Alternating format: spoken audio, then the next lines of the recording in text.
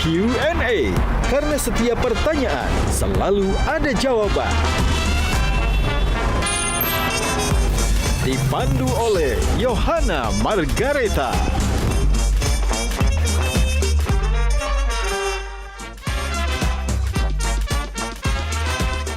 Panelis kita hari ini. Indonesia telah kehilangan Timor Leste dan Krisdayanti. Iya, aku tahu sini ngelawak tapi tak begini gitu kayak gimana? Lebih suka menghayati nyanyi, wushu atau politik?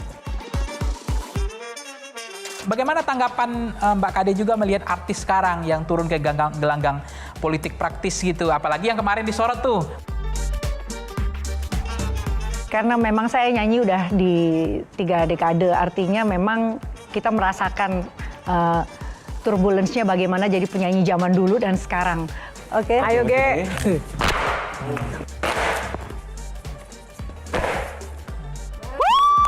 Pergi saja cintamu pergi, bilang saja pada semua, biar semua tahu adanya, diriku kini sendiri.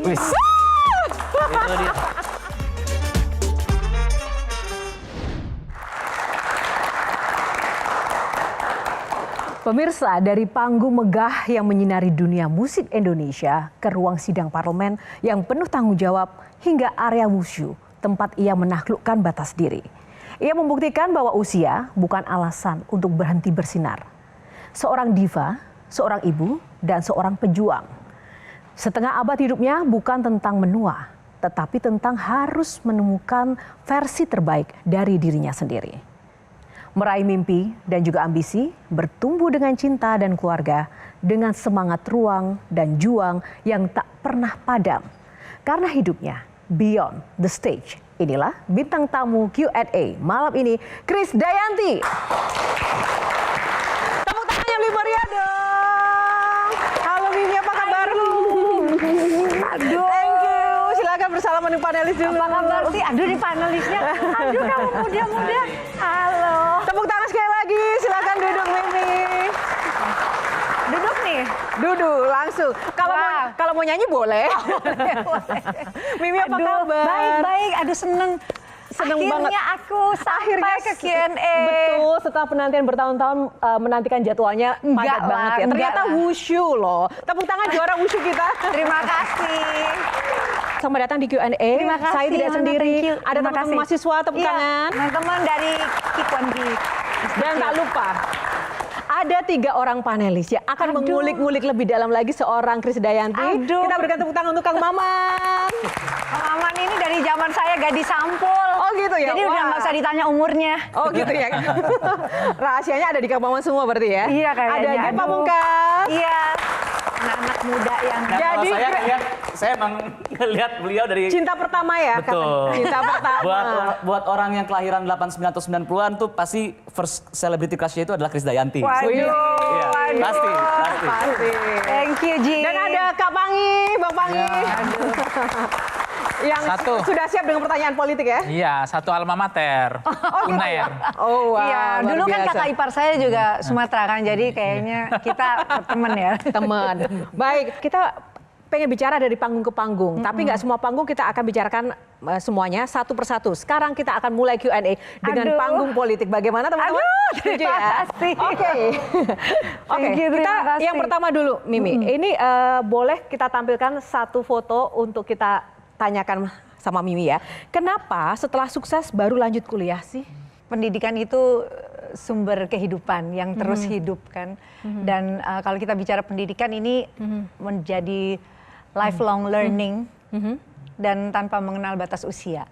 Begitu. Gitu. Bukan karena untuk melanjutkan karir ke 2029 menjadi kepala daerah atau jabatan tertentu, Mimi? Jadi ada juga program RPL di setiap universitas. Jadi saya pikir pengalaman saya kemarin 5 tahun di parlemen seenggak-enggaknya nggak jadi tumpul lah. Karena di jurusan yang saya ambil di FISIP ilmu pemerintahan, artinya ada hal-hal positif yang saya masih bisa, karena kalau nggak diulang, nggak dibaca, dan nggak ditekuni serta diimplementasiin tuh jadi nothing gitu. Jadi saya pikir di usia berapapun kita bisa mencari ilmu. Setuju nggak adik-adik? Yang menarik dari seorang Mimi adalah pernah kan waktu itu viral karena mengungkap sebuah data-data tentang gaji DPR, tapi justru mendapat dukungan dari masyarakat. Tapi di lain pihak itu juga menjadi sebuah bumerang tersendiri. Kita boleh sedikit remind ya, mengingat aksi heroik Mimi mengungkap gaji DPR. Setiap tanggal 1 16 juta ya, tanggal 5 59 juta kalau nggak salah. Oke. Ya. Ya udah, aspirasi kita itu setiap reses kita 450 juta. 5 kali dalam setahun kunjungan dapil. Saiki kita 140 juta. 8 kali setahun. Tepuk tangan. Nah, tapi sebetulnya itu ada di website-nya. betul, DPR. karena yang mengucapkan adalah seorang Krisdayanti, mungkin efeknya berbeda. Yang menjadi pertanyaan saya adalah setelah itu apa yang terjadi di balik layar? Apakah banyak telepon, banyak yang negur atau gimana, Mimi? Ya dipanggil sama fraksi, ya, kita diskusi juga bahwa memang penerimaan dan penghasilan itu memang harus dibedakan gitu kan. Dan memang di saat itu mungkin karena juga saya sah-sah aja untuk menyampaikan hal-hal yang lurus gitu. Jadi saya pikir ya saya sampaikan tanpa ada beban, karena memang keinginan saya adalah masuk di parlemen adalah ya wisdom ketika kita mau melakukan dan berbuat untuk orang lain. Jadi ketika saya mendapatkan banyak hal-hal positif di dalamnya, termasuk program-program, saya salurkan langsung ke masyarakat. Karena itulah perempuan di politik pasti jauh lebih punya semangat untuk bisa mengembalikan hal-halnya dari ya tentunya dari hasil alokasi, dan juga pendapatan dari alokasi itu langsung kita implementasikan untuk semua program-program di dapil. Menarik ya Mimi ya selama memang anggarannya mungkinnya didapat besar dan itu kembali pada masyarakat, kenapa harus? Iya, karena memang makanya tadi terlihat sangat polos dan jujur begitu, karena memang nggak ada beban sama sekali ya waktu itu. Tapi polos sama jujur ya beda-beda tipis ya. Kadang banyak juga teman-teman juga, maksudnya ya banyak yang komplain. Saya pun terima dari lintas fraksi, lintas komisi juga. Setiap saya ketemu sama senior, saya sampaikan alasan saya dan saya minta maaf gitu kalau memang membuat kegaduhan dan keributan. Tapi so far alhamdulillah ya, setelah itu dampak positifnya semuanya jadi jauh lebih rajin lah. Oke, Bang Pangi. Iya, kalau kata Karl Marx kan agama itu candu. Tapi kalau saya melihat satu lagi ada kalau udah masuk politisi itu candu. Nggak bakal bisa keluar dari dunia politisi. Gitu ya. Artinya bisa balik lagi gitu. Dan politisi kan mati hidup berkali-kali. Nah kalau pertanyaan saya sebenarnya banyakin duitnya, tadi banyak duitnya politisi atau artis? Karena memang saya nyanyi udah di 3 dekade, artinya memang kita merasakan turbulence-nya bagaimana jadi penyanyi zaman dulu dan sekarang. Kalau zaman dulu tuh kita dibayar nggak seberapa, tapi kita kerjanya lebih banyak. Tapi kita jadi jauh lebih punya tempaan yang lebih hebat dibandingkan dengan penyanyi-penyanyi zaman sekarang. Bayarannya besar, topnya juga lebih cepat. Tapi ya kalau dia nggak punya karakter atau karyanya biasa-biasa saja ya dia lebih mudah hilang gitu. Tadi Kade bilang gajinya honornya tidak seberapa. Kalau zaman dulu ya. Tapi majalah SWA pernah mendeklarasikan penghasilan Kade dalam setahun lebih besar dari Presiden Indonesia. Itu tahun 99. Iya. Jadi itu tahun ketika G lahir tuh ya. 89. Jadi tahun dimana aku lagi, Krisdayanti. Ayo tidur nak, nggak ada sinetronnya. Jadi memang sinetron dan sinetron itu kan memang sinetron tahun 98 itu sinetron yang pertama kali ada stripping sinetron. Jadi bisa dibayangkan akumulasi honornya dan lain-lain gitu. Jadi memang cukup sebetulnya alasan untuk dapat honor besar di entertainment itu memang nggak bisa dibandingkan dengan yang lain. Kan banyak orang ketika udah redup di dunia hiburan baru masuk ke gelanggang politik praktis. Itu persepsi publik loh. Rata-rata memang dibilang begitu kan. Tapi kan Mbak Kade memang kan politisi yang sekaligus ya panggung-panggungnya seperti di konsernya partai PDIP. Iya. Itu kan Mbak Kade yang sering ngisi panggung itu kan. Ya, otomatis. Sentimennya tuh politisi dengan panggung hiburan tuh nggak kepisah. Meskipun memang Mbak Kade kan kader atau politisi dari PDIP gitu. Nah ini pertanyaan saya, bagaimana tanggapan Mbak Kade juga melihat artis sekarang yang turun ke gelanggang politik praktis gitu. Apalagi yang kemarin disorot tuh beberapa artis yang kena banyak kasus, kena gitu. MKD juga, bukan Mbak Kade, MKD. Arti kena sanksi gitu loh. Iya, sebetulnya dimanapun kita memilih dan dimanapun kita dedikasi dalam pekerjaan pasti ada resikonya, gitu. Termasuk sebagai anggota dewan pun kita juga pasti kalau ada teguran dari masyarakat, kadang sebelum di MKD kita juga di rapat-rapat pleno juga kadang ditegur. Saya pernah menerima undangan dari salah satu teman, saya nggak sadar itu ternyata siang dan penonton live tersebut komplain kok nggak rapat gitu loh. Sementara dalam tugas saya saat itu ya mungkin saya berbicara juga sebagai wakil rakyat di acara tersebut gitu. Jadi ya memang harus cermat dan waspada selalu ya kalau menjadi wakil rakyat gitu kan. Dan kalau perempuan di politik itu kan jadi jauh lebih unik gitu ya dalam dia berkontribusi memberikan dedikasinya untuk masyarakat lebih luas. Tapi kalau soal penyanyi yang digunakan jasanya untuk sebagai penyanyi di setiap kampanye dan lain-lain itu sah-sah saja. Kalau saya kecenderungannya karena saya kader, jadi saya juga tahu bahwa saya nggak bisa minta bayaran spesial ketika saya mewakili diri saya sebagai Oke, silakan. Harusnya dong. Iya, bisa begitu. Tapi saya pun juga segan kan gitu. Dan memang kayaknya nggak pantas deh kalau saya nge-charge gitu kalau di acara-acara partai gitu. Nggak ada Di acara tarif. partai PD Perjuangan. Ini kok jadi Nggak pernah pakai tarif. Krisdayanti kena harga teman. Nggak profesional jadinya. Oke, silakan Gi. Aku mau nanya nih. Oke, Mimi. silakan. Aku juga di entertainment. Iya. Tugas kami adalah menghibur. Iya. Ya, tugas kita adalah menghibur. Namun ketika di politisi, tugas mereka adalah dikritisi. Di situ kan ada culture shock tuh. Aku pengen tahu deh, hari pertama ketika kamu itu mendapatkan culture shock itu tuh perasaannya bagaimana, apa yang kamu lalui, tips and triknya juga. Culture shock itu ya pastinya ada. Tapi karena memang di entertain saya dikenal sebagai penyanyi yang memang masuk segala genre dan semua lapisan. Jadi saya pun nyanyi untuk acara-acara yang memang bukan hanya glamor tapi masuk ke pedalaman atau mungkin harus pakai perahu dulu untuk mencapai satu pulau. Itu sempat dilewati juga yang kayak gitu-gitu. Sangat sempat dilalui. Dan memang saya notabene penyanyi yang memang hijrah ke Jakarta. Jadi bagaimana saya di Kota Batu dulu, bagaimana struggle-nya mama saya dalam mendidik anak-anaknya. Lalu ketika saya tahu bahwa kedisiplinan yang ditanamkan oleh orang tua saya adalah memupuk saya, akhirnya ya saya coba untuk menghargai, mencoba untuk ngajeni orang lain, tahu bahwa sebagai manusia, sebagai as a human being, sebagai warga kita juga harus punya tepos liro, punya rasa saling menghargai. Jadi ketika saya di politik saya nggak merasakan turbulence yang hebat atau merasa kesulitan karena memang di entertain juga saya lebih banyak melayaninya. Anak atau cucu? Anak sama cucu, jangan dibanding-bandingkan. Kalau kasih kipas di Wushu nggak boleh gini, tapi harus.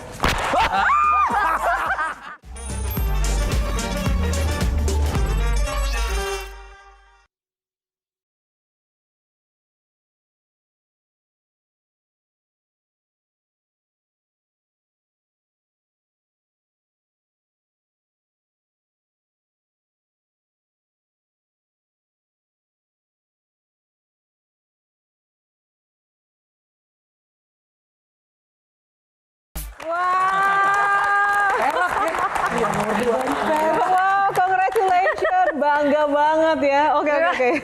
Menarik sekali. Sebelum kita mau tanya kenapa Wushu, saya mau tanya dulu beberapa hal untuk Mimi ya. Jawab singkat, ini ada beberapa pilihan nih Mimi. Wushu atau nyanyi? Nyanyi lah.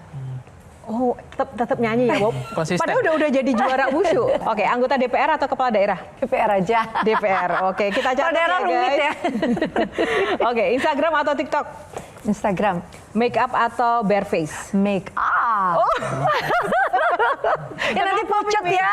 Masa kayak orang sakit loh. Oh, oke. Oh. Anak atau cucu? Anak sama cucu. Jangan dibanding-bandingkan. Nanti kalau punya anak sama cucu itu satu pertanyaan yang nggak bisa dijawab, udah deh. Pertanyaan yang selanjutnya, kenapa memilihnya wushu? Wushu seni bela diri. Jadi saya pikir memang ada ketertarikan saya ketika saya tetap mendapatkan suatu ketenangan tapi juga ketegasan. Ada filosofi yang sangat cantik di situ bahwa wushu ini memberikan satu energi yang positif gitu ya. Tegas, galak, tapi sangat tekun gitu, disiplin gitu Sejak gerakannya. kapan dan dari mana kemudian mengenal wushu, Mimi? Tahun 2021 waktu itu di parlemen yang memang nggak boleh ada banyak yang datang kan, jadi semua kerja di rumah waktu COVID.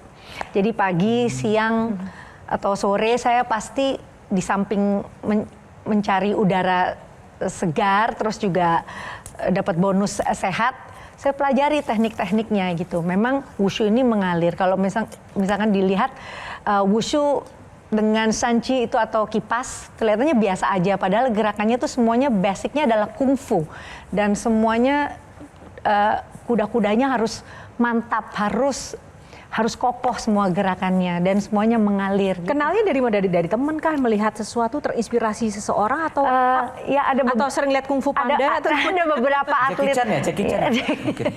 Kalau Jackie Chan dan kungfu ya. Jadi memang sebetulnya saya suka gerakan tai chi karena kan kayak kemarin di Tiongkok juga saya melihat oma-oma sampai usia 65 tahun, 70 tahun, perempuan dan laki-laki tuh mereka tuh masih sehat semua, bawa pedangnya sendiri-sendiri, jalan kaki. Saya ngeliat mereka naik turun, lompat itu semuanya dengan tenang gitu loh. Nggak ada rasa cemas di dirinya walaupun dia udah usia lanjut. Karena mungkin mereka ya itu tenang dalam bersikap dan berdisiplin gitu. Nah tadi di balik layar Mimi juga sempat bilang ketika wushu itu bikin lebih responsif ya. Kalau misalnya gedung cucu gitu lebih sigap gitu. Spontanitas kita jadi jauh lebih alertnya tuh jadi lebih gitu. Dan bikin awet muda juga ya katanya. Iya kalau olahraga sih pasti akan bikin kita jadi jauh lebih punya vitalitas, bugar gitu. Jadi yang cepat tua politisi memang. Kang Maman stres. Pertama kali mengenal nama Krisdayanti itu waktu dia masih putih abu-abu dari James F. Sunda. Ada penyanyi baru, penghayatannya hebat. Kris Patikawa juga mengatakan hal itu. Lalu Meli Guslo sekian puluh tahun kemudian bilang salah satu penyanyi dengan penghayatan terhebat itu Krisdayanti. Ketika berpolitik dia hayati dunia politik dan pengabdian. Ketika wushu dia hayati gerakan-gerakan itu. Pertanyaan cuma satu. Lebih suka menghayati nyanyi, wushu atau politik? Ketiganya ada alasan masing-masing, Kang Maman. Karena kalau dinyanyikan memang kita bertutur dalam melodi dan intonasi. Kita lebih ekspresif dengan bernyanyi. Tapi kalau di politik memang kita perlu pendalaman karena memang harus dibaca berulang-ulang, diimplementasiin. Dan kadang kalau kita bicara sama politisi itu kan ya sebetulnya ya itu aja kan tapi yang kan dibicarakan. kalau jadi penyanyi ekspresinya normal, wajar, dirinya yang dia bawa. Kalau jadi politisi kan sering ekspresinya kepalsuan. Lebih banyak menghafal dan mikir gitu ya, apakah benar dia bisa mengimplementasikan. Kalau saya nggak pura-pura, Pak Maman kan tahu, Kang Maman kan tahu sendiri saya gitu loh. Saya nggak bisa pura-pura. Mimi ini bablakan orangnya. Mungkin nggak sih Mimi loncat partai? Tadi kita ngobrol, saya daripada dihujat atau nggak punya teman, lebih baik saya setia. Wis, tepuk tangan dulu dong. Gimana? Bait lagunya tolong. Setia dengan satu orang. Cobalah untuk setia. Dan ini aku bakal bilang ini ya, tenang aja, nggak bakal ganti partai. Soalnya tadi pas wushu juga seragam merah. Kuning ya. Kuning. Tapi ini menarik deh. Aku tuh ada satu hal, aku tuh cukup lumayan ngebedah ya. Jawaban tadi Mimi soal mau kuliah lagi. Itu ada satu kata di situ. Jawaban juga tentang di pemerintahan dan jawaban tentang menjadi penyanyi juga satu kata dan di wushu keluar lagi. Kata itu adalah disiplin. Jadi tadi dibilang juga di wushu itu ada disiplinnya juga. Oh, iya. Kalau misalkan ketika menjadi penyanyi, menjadi apa, berkomit dan ada disiplin juga. Apakah sesuatu yang selalu berkenaan dengan kata disiplin itu Mimi suka ya? Apakah Mimi menilai Mimi adalah orang yang cukup disiplin? Apakah orang itu akan lebih maju apabila dia disiplin? Bagaimana? Ya kalau bicara tentang KD memang simbolnya pasti disiplin, profesional, dedikasi. Emang itu yang akan mengantarkan kita untuk bisa jejak dan kokoh berdiri, saya rasa dimanapun kita dilempar kalau kita punya disiplin itu.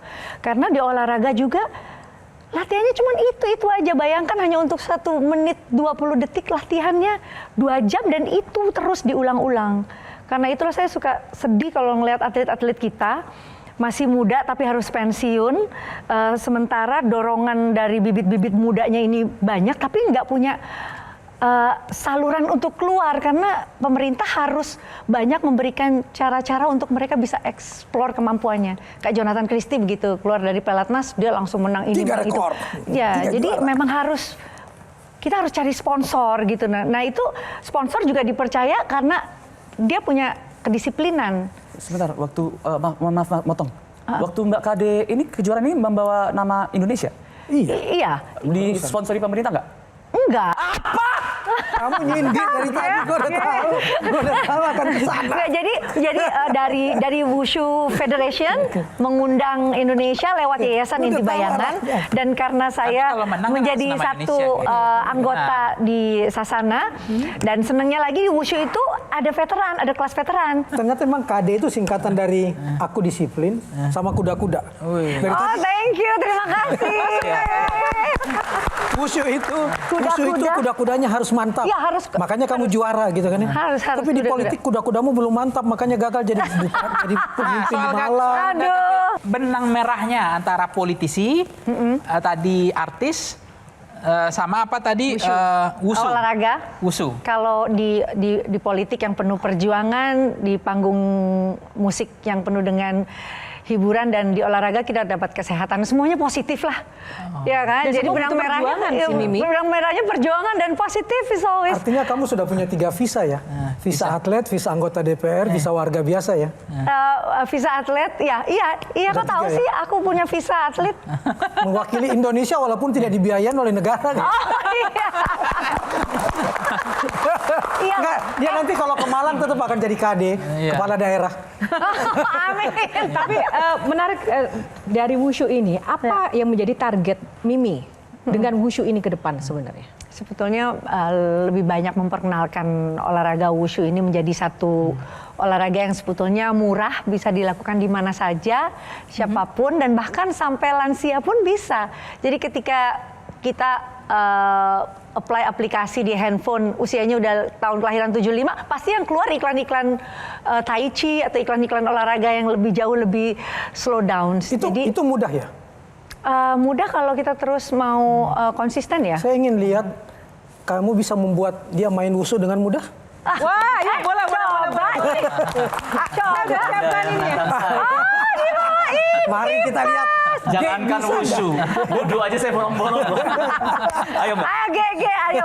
Nah, jadi Mimi yang bawa kipas, G atau Mimi? Nah, jadi nggak boleh kalau Yohana Ini kalau buat kasih satenya. kalau kasih kipas di wushu nggak boleh gini, tapi harus. Jadi kalau dibilang ini kungfu, jadi yang semakin rendah, semakin dia kokoh. Oke. Emang bener ya. Jadi ketika kita selalu rendah menjadi politisi yang selalu membumi, kokoh. kita semakin Kuda-kudanya harus makin kokoh. kokoh. Jadi Dan semakin capek. mana? Kita harus merendah. Merendah. Oke. Ayo buktikan deh. Ini, oke. Ayo, G. Gitu. Tadi suaranya.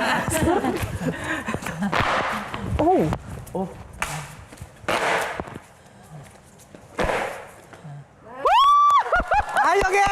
Satu gerakan aja ya. Dia dari bilang, Mbak, tadi tuh Mbak kita tuh pengen satu gerakan aja ya, bukan satu putaran. Tapi memang benar. Jadi kalau di Coba bunyikan, gerakan dasarnya Wushu memang harus kungfu, jadi harus gini. Oke. Coba. Teruskan gini. Jadi nggak boleh mingkup, ini harus gini kebuka. Oh, nggak boleh minggu. Ayo, Ge. Ayo pasti bisa. Oke, teruskan gini. Terus Terus dibuka kipasnya. ulang coba. Oh, begini.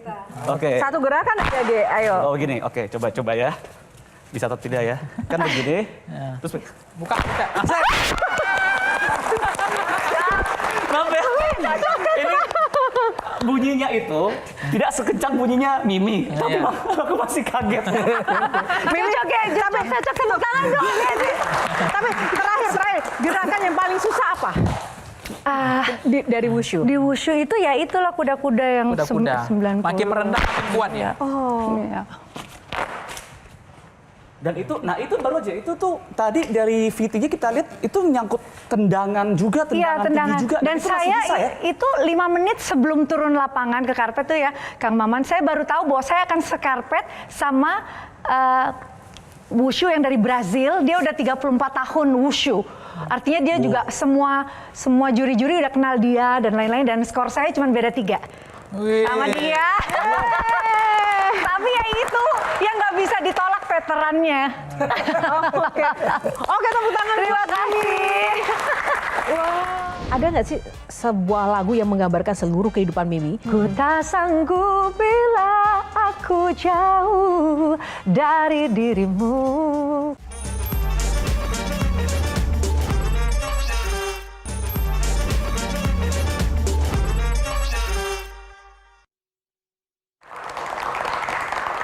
Kembali di Q&A masih bersama Mimi. Nah, satu hal yang dari tadi kita lihat panggung ke panggung, dari politik, dari wushu. Saya tuh penasaran, Mimi tuh terlihat selalu bahagia all the time di setiap panggung, ya kan? Nah, apakah keluarga ini menjadi salah satu kunci utama? Karena Mimi sering bilang itu di beberapa kesempatan ya. Kita akan juga lihat nih ada beberapa foto. Apakah ini menjadi sebuah kunci kebahagiaan Mimi juga ketika melihat semua keluarga sekarang sudah bersatu padu? Makna di balik layar yang sebenarnya apa melihat bersatunya seluruh keluarga? Ini sebetulnya hal yang paling wajar, yang paling juga terjadi di tengah masyarakat kita. Hanya kami secara kebetulan dilihat orang, lebih jadi center, lebih terlihat banyak disaksikan orang lain karena mungkin banyak dari kita yang bekerja di public figure. Karena itulah saya selalu sampaikan kepada anak-anak, banyak yang lebih sulit, banyak yang lebih susah, lebih struggle lagi hidupnya. Dan kita diberikan banyak hal-hal yang baik, kenapa kita nggak bersyukur? Jadi udah, so I'm happy, I'm beyond happiness. Gitu. Nah, Kang Maman. Mungkin bagi anak-anak yang lahir 2000, G yang 98, lihat ini bahagia banget ya. 89. Lahir 89. Tapi nggak apa-apa. 2000-an, 2005 kan, masih umur 20. Wah, bahagia banget ini. Tapi kan nggak ada yang tahu bahwa dulu Krisdayanti datang dari Malang dengan modal 350.000 tinggal di ruang petak kecil. Dibacain semua kan sama Kang Maman. Tinggal ruang petak kecil. Kalau tidur dengan ibu bertiga, dia nendang Yunisara jatuh terguling di bawah. Kami wartawan dikasih lihat seperti itu. Itu kan karena kekuatan mamahmu kan? Iya. Apa yang bisa kamu ingin sampaikan untuk mamamu yang begitu bikin kamu kuat? Mama balik lagi ke benang merah kita bahwa disiplin itu bisa menjadi satu kunci hidup untuk kita bertapak adalah ketika dalam keadaan sesulit apapun, sesederhana apapun kamu nggak punya apapun, Mama tuh selalu mengajarkan kita nggak boleh menginap. Kalau mau temennya datang nginep main silahkan gitu. Mama lebih menjaga hal-hal yang private gitu ya di Mama untuk menjaga diri sebaik-baiknya. Mama yang petarung mungkin harus menghidupi saya dan kakak dan adik sampai dia pun hit dengan stroke, dia nggak sadar gitu loh bahwa dia tuh masih merasa dia superior gitu loh. Karena itulah, karena kehidupan saya dan suami sekarang harus jauh karena Raul harus kerja di Timor Leste, sama ketika suami kita memberikan kita absolute power untuk menjaga anak-anak, untuk menjadi orang yang dipercaya Nah, sama seperti saya harus meyakinkan ke mama bahwa saya akan take care keluarga sebaik-baiknya itu dulu. Jadi domestik harus kita rapikan dulu sehingga hal-hal yang lain akan mendukung. Ya kan, kalau misalkan kita rungsing atau rumah tangga nggak nyaman, pasti kerjaan lain juga akan berpengaruh kan, gitu. Tepuk tangan. Gitu. Berarti Mbak Mimi tadi pelajaran berharga dari seorang ibundanya Mbak Mimi apa tadi intinya? Karena mama yang single parent sehingga mama punya daya juang yang tinggi untuk bisa menjadi seorang pemimpin di depan anak-anaknya. Artinya dengan gaji yang sangat minim saat itu dia harus memberikan pos-pos yang besar kan untuk bayar sekolah anak, untuk beli baju, makanan, kesehatan.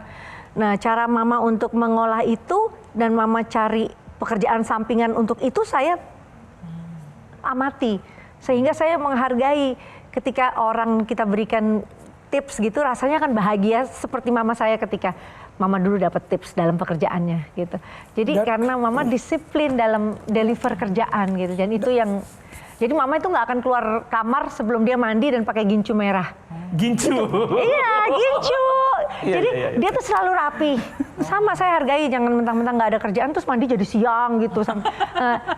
Itu kedisiplinan itu yang akhirnya saya menerap sampai ke saya. Seperti ibumu bilang, saya boleh berjuang apapun, tapi pendidikan anak saya harus tetap tinggi.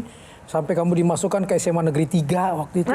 Sangat top saat itu. Top waktu itu. Itu karena saya beruntung juga karena rayonnya itu 3. Kalau Uni rayonnya kan SMA yang nggak favorit gitu. Nah jadi justru dengan networking SMA 3 itu kenal musisi, kenal semua, terus saya ekskul semua saya ikutin dari paskibraka, semua nari, cheerleader semua saya ikuti sehingga membuat saya jadi lebih punya jiwa sosial yang luas gitu, bersosialisasi. Gitu. Ada nggak sih sebuah lagu yang menggambarkan seluruh kehidupan Mimi, perjuangan dan kebahagiaan, yang benar-benar itu Krisdayanti banget? Gitu. Ada lagu yang saya ciptakan sama Erwin Gutawa dan Gita Gutawa, judulnya Dekap Semesta. Nanti mungkin bisa didekat. Oke. Ada kalanya kita punya segalanya dan dalam sekejap pun itu hilang gitu. Ketika papa juga nggak ada di saat COVID, saya terbatas, nggak bisa nemani sampai ke tempat peristirahatan terakhirnya, ya karena kita semuanya hidup serba terbatas. Gitu. Gitu. Jadi ya Dekap Semesta ini mencerminkan satu hal kehidupan kita untuk berjuang terus. Kade yang kamu bikin lirik, tapi saya kaget, ini orang selalu optimis tapi tiba-tiba pesimis dengan lagu yang kamu tulis, yang Ku Tak Sanggup. Maksudnya ku tak sanggup bila aku jauh dari dirimu. Ku tak sanggup bila aku jauh dari dirimu. Ku tak sanggup bila... Kasihan adik-adiknya nggak ada yang tahu. Kang Mama yang tahu. Kalau Dekap Semesta. Dunia dan rahasianya kita jalani bersama, saling berbicara, saling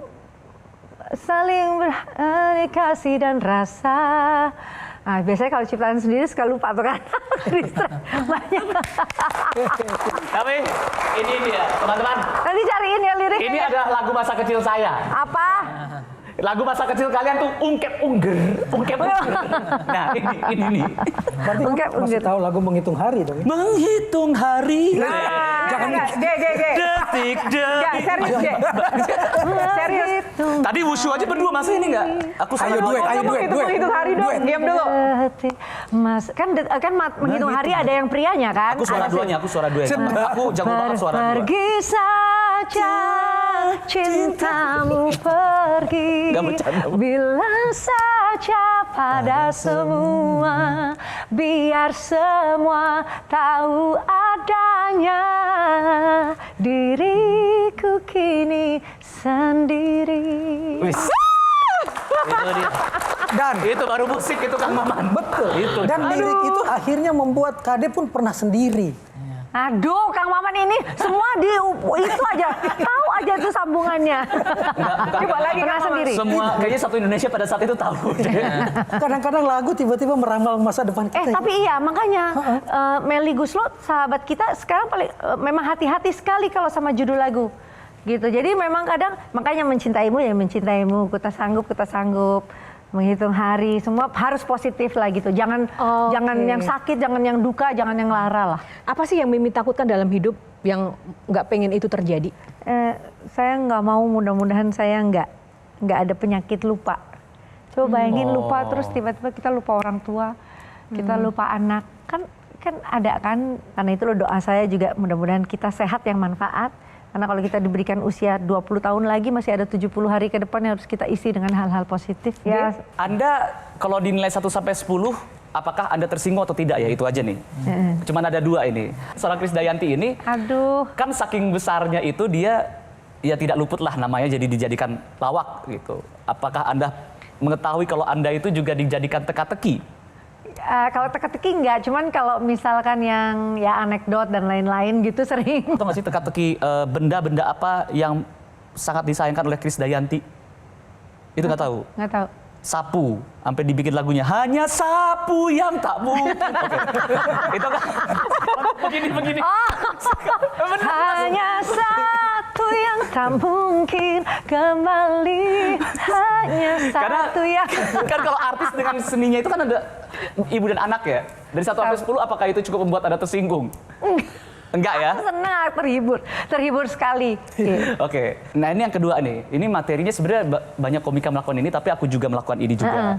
Jadi kayaknya pada tahun 2012-2013 deh, aku mengkritisi pemerintah Indonesia ini harus tegas karena isu separatis ini selalu ada. Indonesia telah kehilangan Timor Leste dan Krisdayanti dalam perjalanan itu. Nah, ketika Anda menyaksikan ini ya, Mimi, apakah Mimi itu pernah mendengar ini nggak? Tapi pernah mendengar? Pernah, sering. Apakah mendengarnya bersama Raul Lemos Suami gitu tercinta. begitu. Iya, enggak Sedangkan dong. ada satu yang nonton di Indonesia, iya aku tahu sih ini lawak tapi tak begini gitu kayak gimana gitu. Ya ampun. Isinya bagaimana? Kan saya bilang tenang kan. Ya enggak lah, artinya kan suami saya juga enggak mencuri atau menculik lah ya, karena di dalam darah anak-anak juga ada dua budaya exchange culture terus ya, Timor Leste dan Indonesia, dan kita apalagi sekarang udah jadi anggota ASEAN, semua udah berkeluarga. Apakah seorang Krisdayanti pernah menghabiskan waktu bersama anak-anaknya untuk mengajak pergi karaokean terus flexing kalau nilainya 100? Nilainya 100 skornya gitu. Ya kalau flex 100 diva sorry ya gitu.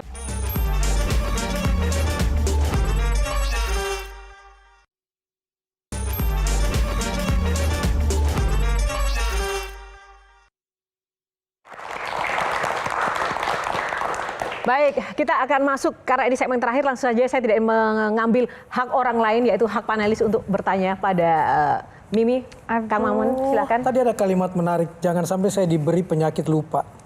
Tapi di samping situ ada afirmasi ke dirimu, jangan sampai ibu saya melupakan saya. Ya. Di kondisi ibumu yang sakit. Ya, karena itulah saya jawab. Karena itulah saya beruntung. Katanya kalau kita masih bisa punya tugas untuk merawat orang tua itu jaminannya surga katanya. Yeah. Jadi artinya bukan berarti kakak atau adik saya enggak, karena memang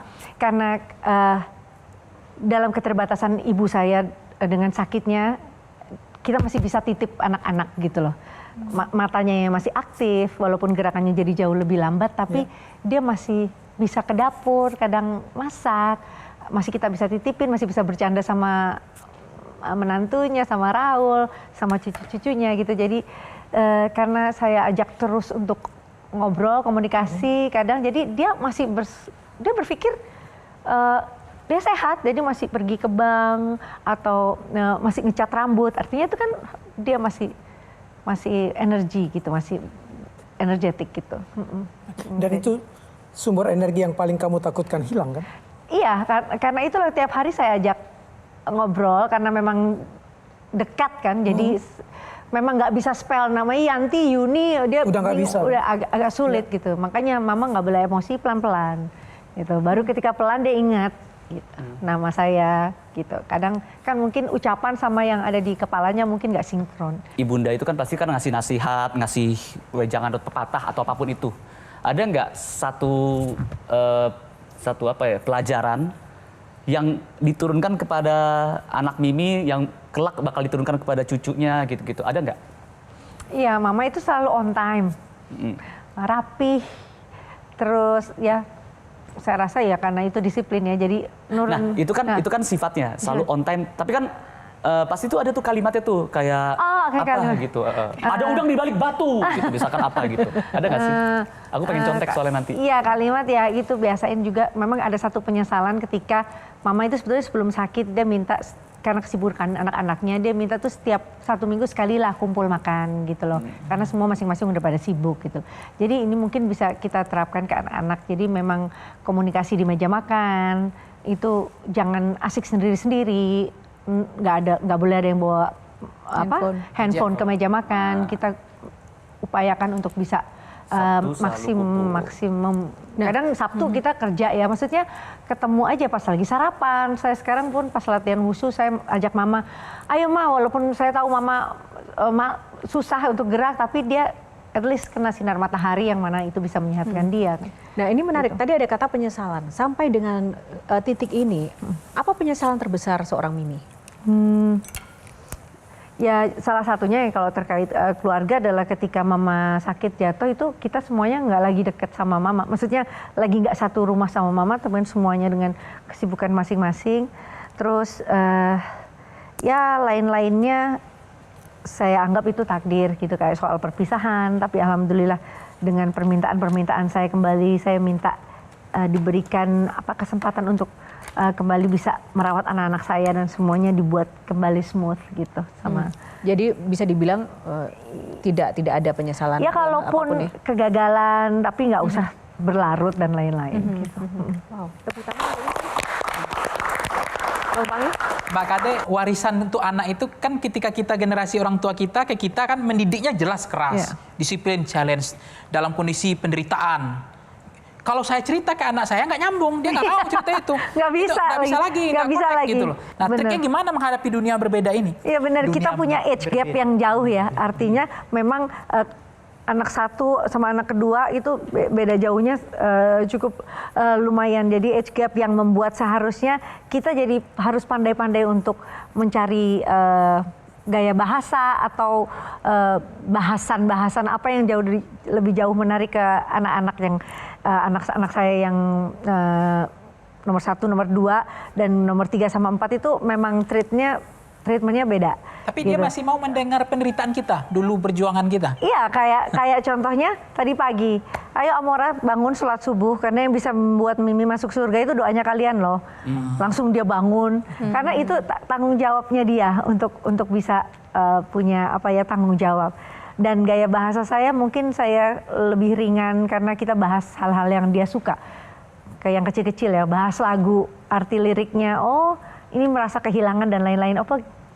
Ke yang laki-laki yang paling kecil dalam bahasa yang lebih sederhana, dia suka olahraga, ya saya ajarkan bagaimana bersikap, masuk lapangan, keluar lapangan.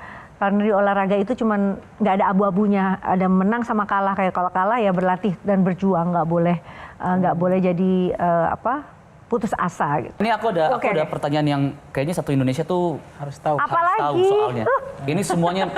Apakah seorang Krisdayanti pernah menghabiskan waktu bersama anak-anaknya untuk mengajak pergi karaokean terus flexing kalau nilainya 100? Nilainya 100 skornya gitu. Ya kalau flex 100 diva sorry ya gitu. Apakah pernah melakukan itu seorang Krisdayanti? Karaoke di rumah itu kan memang sekarang ada skornya. Betul gitu. Jadi melakukan itu. Dan selalu 100. Nggak sampai 100 lah. Tapi 99. ya itu bagus lah. Sombong Anda ya. Kalau disuruh kasih nilai sampai 100, berarti melakukan. Iya, disuruh kasih nilai 100, yang paling nilainya 100 itu ketika Krisdayanti disebut boneka India. Boneka Barbie. Boneka Barbie. Nah itu dia, boneka Barbie. Atau ketika kamu jadi sampul majalah gadis dengan rambut gaya Demi Moore. Itu yang keriting itu bukan sih? Yang pendek ya, Baby Morn.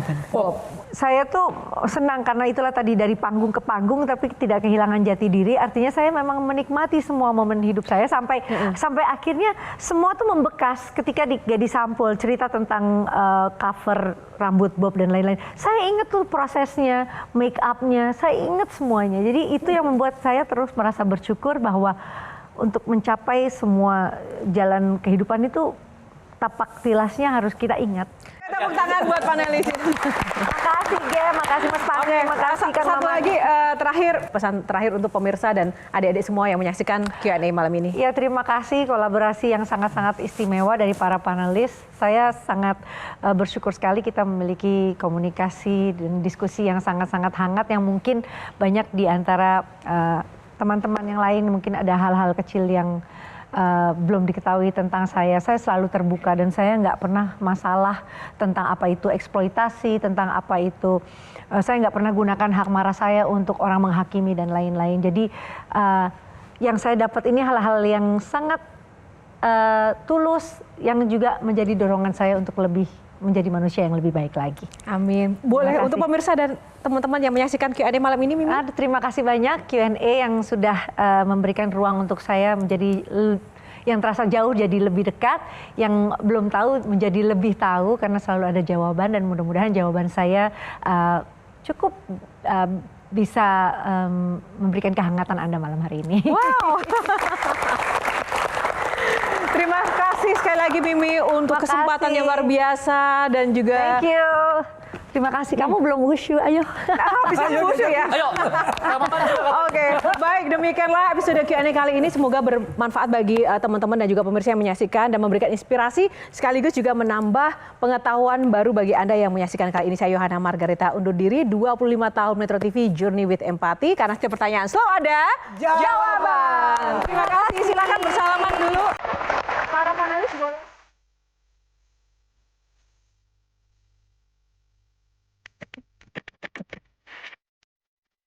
Jelajahi cara baru mendapatkan informasi. Download Metro TV Extend sekarang.